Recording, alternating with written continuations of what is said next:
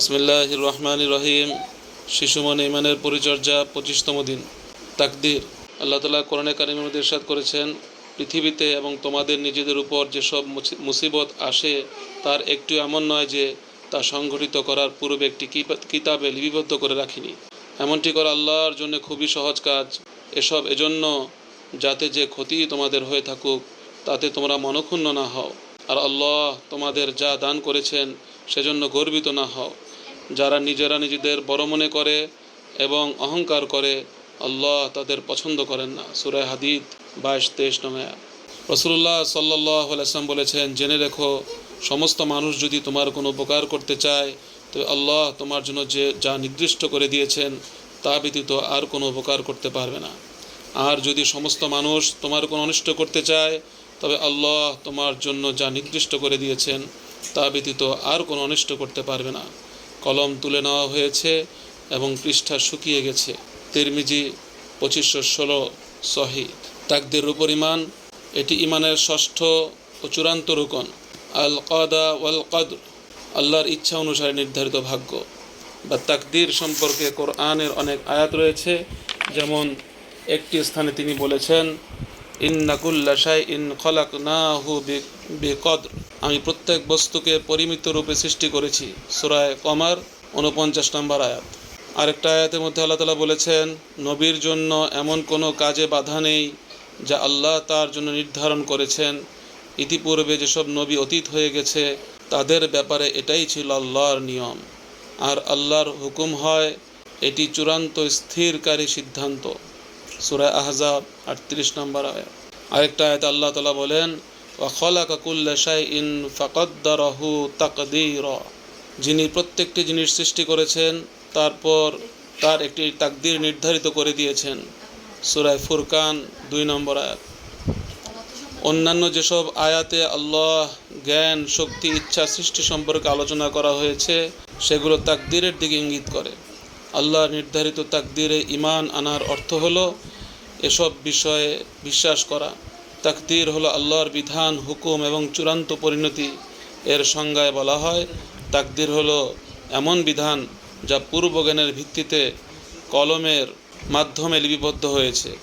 যখন কলমকে কিয়ামত পর্যন্ত সংঘটিত কিছু লিখতে আদেশ করা হয়েছিল তখন সেগুলো ঘটার আগেই আল্লাহর নির্ধারিত বিধান অনুসারে কলম সব কিছু লিপিবদ্ধ করেছে। আল্লাহ জানেন যে নির্ধারিত সময়ে সেগুলো নির্দিষ্ট পদ্ধতিতে ঘটবে, ফলে তিনি যা নির্ধারণ করেছেন সেগুলো সেভাবেই ঘটে। ইবনে হাজার বলেছেন, এর অর্থ হলো কোনো কিছু ঘটার আগেই আল্লাহ সব কিছুর পরিণতি এবং সংঘটন কাল সম্পর্কে জানেন। এরপর তিনি যা কিছু ঘটবে সেগুলোকে সেভাবে সৃষ্টি করেছেন, ফলে সব কিছু তার সুমহান ইলম, ইচ্ছা ও শক্তি অনুসারে ঘটতে থাকে। তাকদীরের উপর ঈমানের 4টি মৌলিক উপাদানের উপর প্রতিষ্ঠিত। 1. আল্লাহর সর্বব্যাপী ইলমের উপর বিশ্বাস। কোরআনে কারিমে আল্লাহ তাআলা বলেন, কাফিররা বলে তোমাদের উপর কিয়ামত আসবে না। বলুন, কেন আসবে না? আমার পালনকর্তার শপথ, অবশ্যই আসবে। তার কাছ থেকে অনুপরিমাণ কোনো জিনিস আকাশসমূহে লুকিয়ে নেই এবং পৃথিবীতেও নেই। অনুর চেয়ে বড়ই হোক কিংবা তার চেয়ে ছোটই হোক, সব কিছু একটি সুস্পষ্ট কিতাবে লেখা আছে। সূরা সাবা আয়াত নম্বর 3। দ্বিতীয়, কিয়ামত পর্যন্ত যা কিছু ঘটবে আল্লাহ সব কিছু লিপিবদ্ধ করেছেন লাউহে মাহফুজে সংরক্ষিত কিতাব। কোরআনে কারিমে আল্লাহ বলেন, তুমি কি জানো না আকাশ ও পৃথিবীর প্রত্যেকটি জিনিসে আল্লাহ জানেন। সব কিছু একটি কিতাবে লিখিত আছে, আল্লাহর জন্য এটি মোটেও কঠিন নয়। সূরা হজ আয়াত নম্বর 70। 3. আল্লাহর ইচ্ছা এবং নিখুঁত ক্ষমতার উপর ঈমান, যা তিনি সৃষ্টি করেন তাই ঘটে এবং যা ইচ্ছা করেন না তা ঘটে না। ইন্নামা আমরুহু ইযা আরাদা শাইআন ইয়াকুলু লাহু কুন ফায়াকুন, তিনি যখন কোনো কিছু করতে ইচ্ছা করেন তখন তাকে কেবল বলে দেন হও, তখনই হয়ে যায়। সূরা ইয়াসিন আয়াত নম্বর 82। আল্লাহ সব কিছু সৃষ্টিকর্তা এবং সৃষ্টির কোনো কিছুই তার সমকক্ষ নয়, এই বিষয়ের উপর ঈমান। কোরআনে কারিমে আল্লাহ পাক বলেন, আল্লাহ খালিকু কুল্লি শাইইন ওয়া হুয়া আলা কুল্লি শাইইন ওয়াকিল। আল্লাহ সব কিছু স্রষ্টা এবং তিনি সব কিছুর দায়িত্ব গ্রহণ করেন। সূরা জুমার আয়াত নাম্বার 62। আর এক আয়াত আল্লাহ তাআলা বলেন, ইন্না কুল্লা শাইইন খলাকনাহু বিকদর, আমি প্রত্যেক বস্তুকে পরিমিত রূপে সৃষ্টি করেছি। সূরা কমার আয়াত নাম্বার 49। এই প্রত্যেকটি রুকনে বিশ্বাসের মাধ্যমে তাকদীরের উপর ঈমান পরিপূর্ণ হয়। ইবনু আব্বাস রাদিয়াল্লাহু তাআলা আনহুমা বলেছেন, তাওহীদের নির্যাস হলো তাকদীর। যে ব্যক্তি তাকদীরে বিশ্বাস করে এবং এককভাবে সর্বশক্তিমান আল্লাহর ইবাদত করে, সে তাওহীদকে পরিপূর্ণ করেছে। আর যে ব্যক্তি তাকদীরের উপর ঈমান রাখে না কিন্তু এককভাবে আল্লাহর ইবাদত করে, সে তাওহীদকে কুফরের মাধ্যমে ধ্বংস করেছে। শিশুদের তাকদীরের ইলম দান করা। সৃষ্টি জগতের কোনো কিছুই আল্লাহর জ্ঞান, অনুমতি এবং ইচ্ছার বাহিরে ঘটে না। এটি হলো তাকদীরের উপর ঈমানের কেন্দ্রীয় বিষয়। আল্লাহ কোনো ব্যক্তির জন্য যা ইচ্ছা করেন তা অবশ্যই ঘটবে এবং তিনি যা ইচ্ছা করেন না তা কখনো ঘটবে না। তিনি নির্ধারিত বিধান থেকে তা বিরত রাখার মতো কেউ নেই, তার উপর প্রভাবশালী কেউ নেই। এই বিষয়গুলো শিশুদেরকে বুঝিয়ে দেওয়া খুবই গুরুত্বপূর্ণ। ছোটবেলা থেকেই শিশুদের তাকদীরের প্রতি ঈমানের উপর তারবিয়া অর্থাৎ প্রশিক্ষণ প্রদান করতে হবে। তাকদীরের ভালো মন্দ সব কিছু আল্লাহর পক্ষ থেকে আসে, এই বিষয়ে তাদেরকে বুঝিয়ে বলতে হবে। নবী সাল্লাল্লাহু আলাইহি ওয়াসাল্লাম আব্দুল্লাহ ইবনে আব্বাসকে তাকদীরের সম্পর্কে শিক্ষা প্রদান করেছেন, অথচ সে সময় তিনি একেবারে ছোট বালক ছিলেন। আব্দুল্লাহ ইবনে আব্বাস রাদিয়াল্লাহু তাআলা আনহু নিজেই হাদিস বর্ণনা করে বলেছেন, একদিন আমি রাসূলুল্লাহ সাল্লাল্লাহু আলাইহি ওয়াসাল্লামের পেছনে ছিলাম। তিনি আমাকে বললেন, হে বালক, আমি তোমাকে কয়েকটি কথা শেখাবো।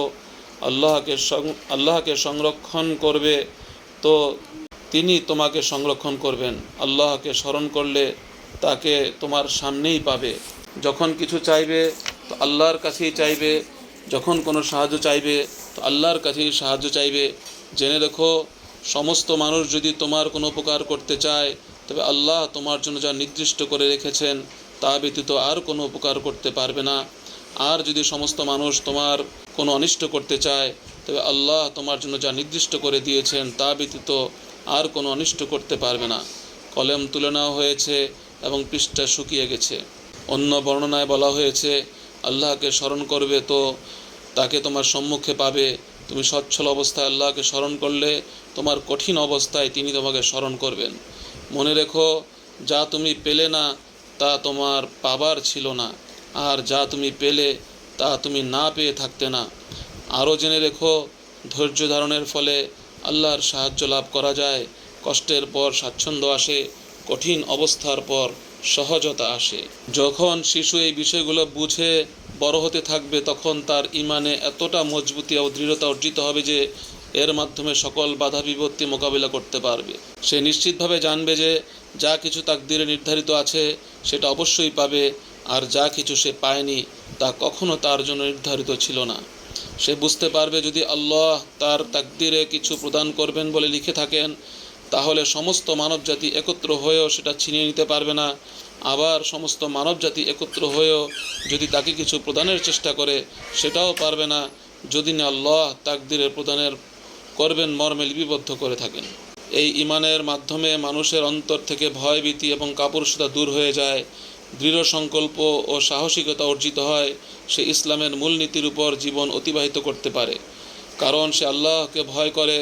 মানুষের ভয়ে সে ভীত নয়, সে ইসলামকে রক্ষা করবে, কারণ সে বুঝতে পারে তাকদীরে তার জন্য যা নির্ধারিত আছে তা অবশ্যই ঘটবে। সকল বাধা বিপত্তি মোকাবেলা করে ন্যায় নীতি ও সত্যের অনুশীলনে সে উঠে দাঁড়াবে। যদি স্কুলে সালাত আদায় করার কারণে তাকে বহিষ্কার করে দেওয়া হয়, তাহলে সে মোটেও ঘাবড়াবে না, পাত্তা দিবে না, কারণ সে জানে সে সত্যের পথে রয়েছে এবং আল্লাহর অনুমতি ব্যতিরেকে কেউ তার কোনো ক্ষতি করতে পারবে না। হিজাব পরিধানের জন্য যদি তাকে উত্ত্যক্ত করা হয়, কটু মন্তব্য করা হয়, তবুও সে বেপরদা হবে না। তাকদীরের উপর ঈমানওয়ালা ব্যক্তি দুনিয়াবি কোনো শক্তি বা ক্ষমতার সামনে নত হয় না, কারণ সে জানে সব কিছুই আসমান ও জমিনের রবের নিয়ন্ত্রণে রয়েছে, তিনিই চূড়ান্ত কর্তৃত্বশীল।